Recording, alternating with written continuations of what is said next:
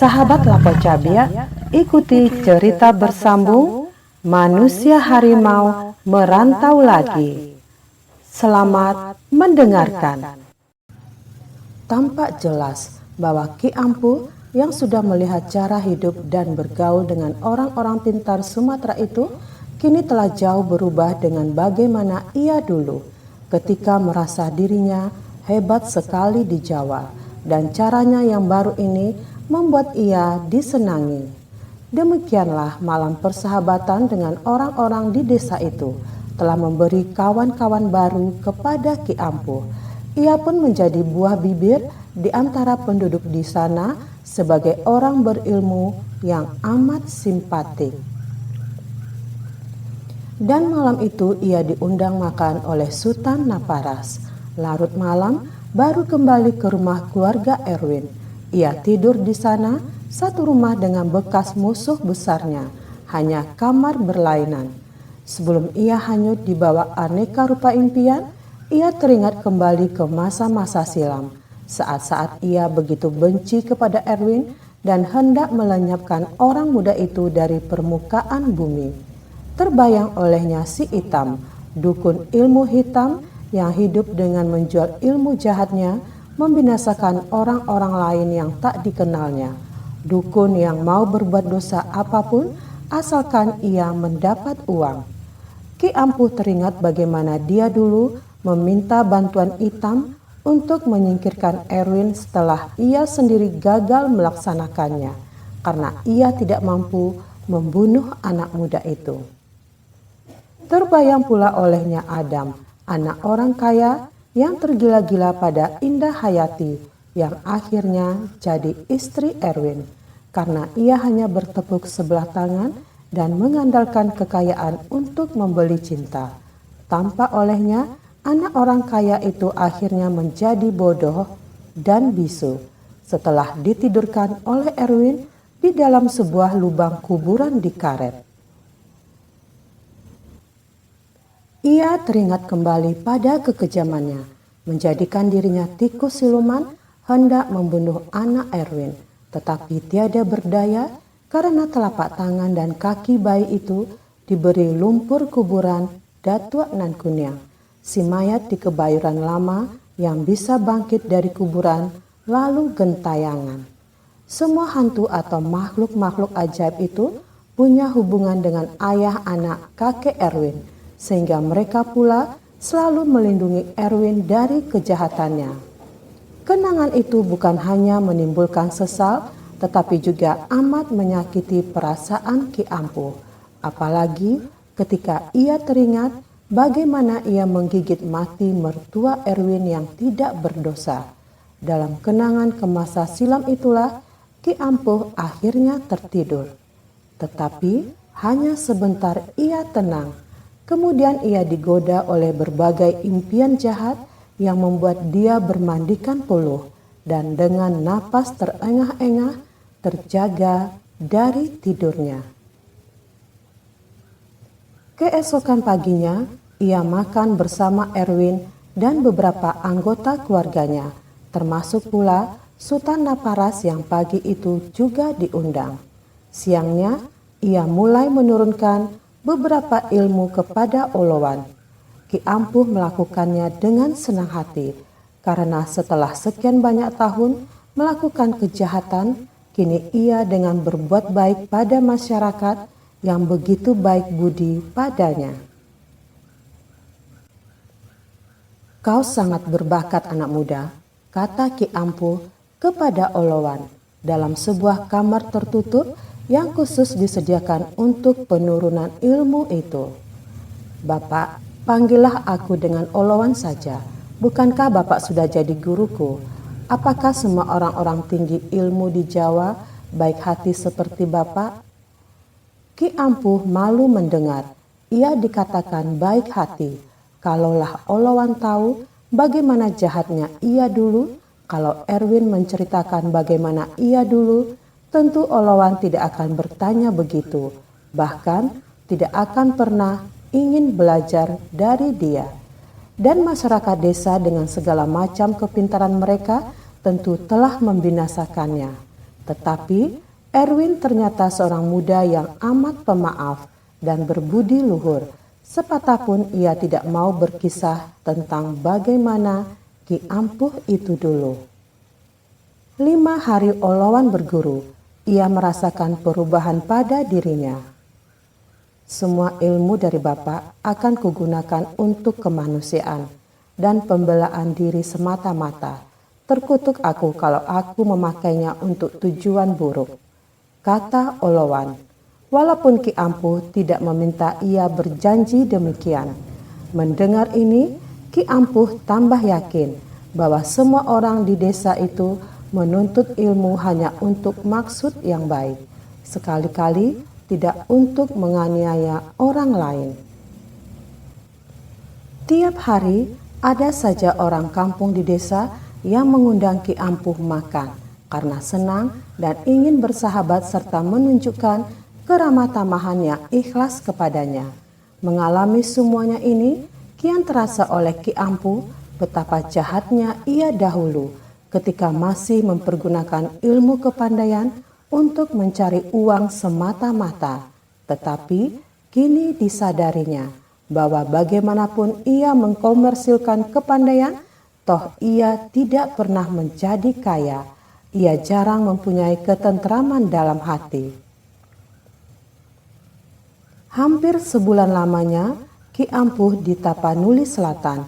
Banyak yang dipelajari dan dialaminya. Banyak yang ditanyakannya tentang daerah-daerah lain di Tapanuli yang dianggapnya penuh dengan aneka misteri dan keajaiban yang lain daripada di tanah asalnya. Kemudian ia mohon diri. Saya akan mencari tambahan pengetahuan di Tapanuli Utara, katanya kepada Erwin. Bagus, mereka mempunyai kepintaran lain lagi. Di sana masih banyak ilmu-ilmu lama yang dipergunakan orang-orang pandai. Walaupun hampir semua mereka telah menganut kepercayaan pada Tuhan yang satu, kata Erwin. Kabarnya orang di sana kasar-kasar, kata Ki Ampuh. Betul, banyak yang kasar bicaranya. Maksudku kasar kedengaran. Tetapi sebagian besar dari mereka berhati polos, tidak manis mulut, buruk hati. Ki Ampuh tahu masih ada golongan bangsa kita yang manis bicaranya, tetapi dalam kemanisan mulut itu mengandung niat-niat tertentu. Jadi mereka itu baik hati, tanya Ki Ampuh. Sama seperti kami ini, kalau baik, baik benar, tidak kepalang tanggung. Tetapi kalau jahat, jahatnya pun bukan alang kepalang. Umumnya mereka hanya jahat terhadap yang jahat. Kalau mereka suka pada seseorang, maka ia lebih dulu maju jika menghadapi musuh. Mereka bersedia merelakan nyawa mereka untuk keselamatan sahabatnya. Ki Ampuh mendengarkan dengan tekun. Apa saja ilmu mereka? Tanya Ki Ampuh. Macam-macam, bisa menyembuhkan orang dengan menggosokkan cincin keramatnya. Apalagi bisa menyembuhkan orang sakit tanpa melihat si sakit, asalkan menerangkan nama dan ciri-cirinya. Baik-baik kepandaian mereka ya, kata Ki Ampuh. Ada juga yang lain, bisa mematikan orang tanpa melihat orangnya. Tanpa melihat orangnya, bagaimana caranya? Tanya Ki Ampuh.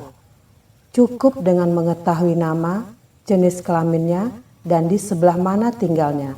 Apalagi kalau tahu nama ibu dan ayah kandungnya, semakin mudah, kata Erwin. Hebat sekali.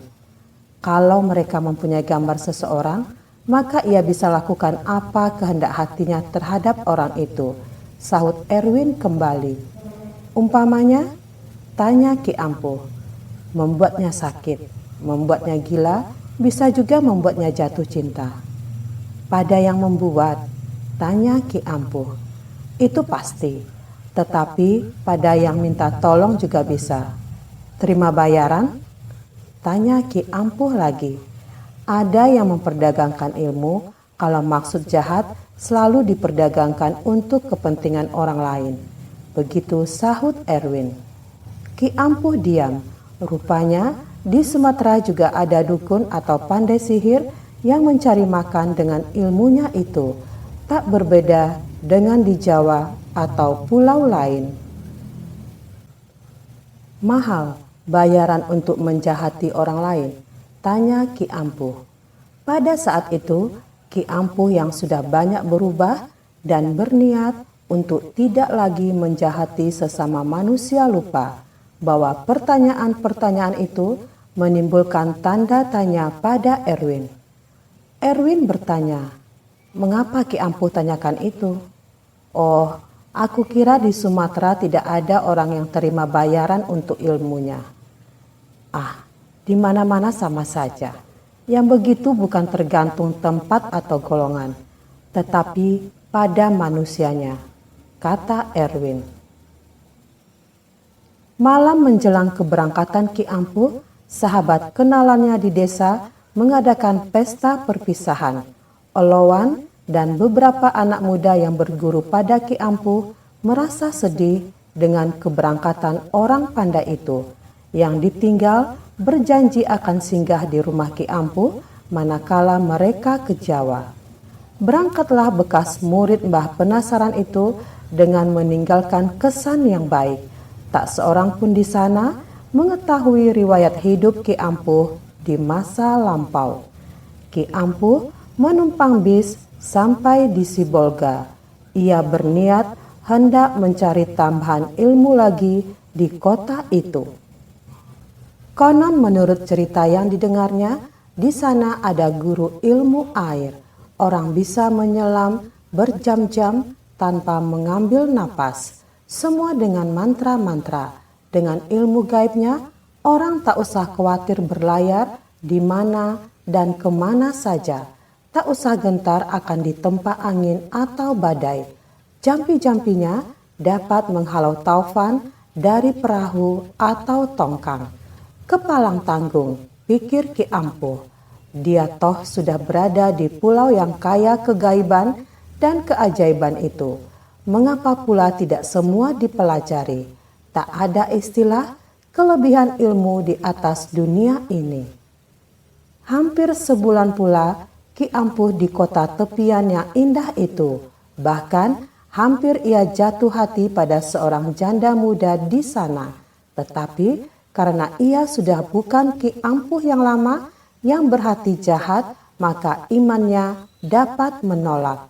Ia ke Sumatera untuk mencari ilmu. Di Sibolga, ia belajar ilmu pekasih dan pemanis dari seorang laki-laki setengah baya, hitam pekat kulitnya, sesuai dengan nama, entah itu julukannya, Tuan Nalomlom. Memang pantas ia dinamakan guru pekasih. Ia mempunyai 3 istri, ketiga-tiganya memenuhi persyaratan untuk dikatakan cantik. Seorang di antaranya malah punya gabungan cantik dan manis pada wajahnya.